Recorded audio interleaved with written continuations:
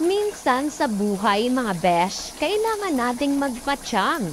Patsamba-tsamba sa pagluluto. Dahil alam naman nating hindi naman kikibor ito kapag ating iniluluto. Ang importante, makakain dahil masarap at manasa kapag inihain mo ito sa iyong pamilya. At dito nga mga besh, ito lang yung nakita kong pwedeng mamasangkap sa aking pagluluto. Kaya't simulan na natin ihanda ang mahiwagang kawali at ilagay agad ang ating cooking oil.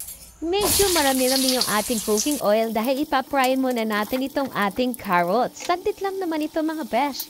Babaligtarin lang natin isa-isa pag nakita nating pwede na. At kapag nakita natin ito ay okay na, sa tingin natin ay luto na, ay isusunod naman natin itong ating potatoes, patatas. O diba, kompleto? At dito pala mga best sa aking lulutuin ay uso yung dagdag bawas cooking oil. Inilagay na natin itong ating minced garlic at itong ating onion at isusunod na yung ating chicken gizzard at leg part ng chicken. Mag-a-add din tayo dito mga besh ng lime juice o yung ating calamansi at itong ating dried bay leaves. 3 bilyong rock salt at yung ating di mabilang-bilang na marites.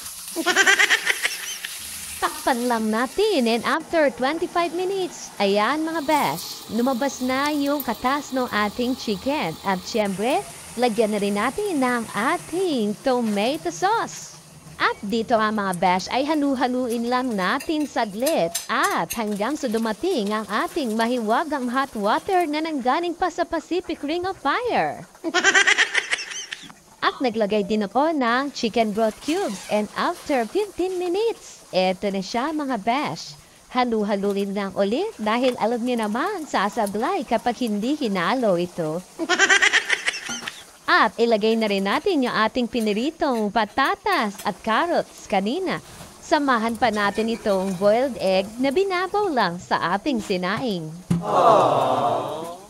Takpan lang natin and after 2 to 3 minutes, ay nako mga besh, ayan na, nakikita nyo na, iyan na yung hudyat na sasabihin o sasambitin ni Aling Buningning. Ihanda ang mainit-init na kanin at tayo nang kumain. Thank you for watching. Bye!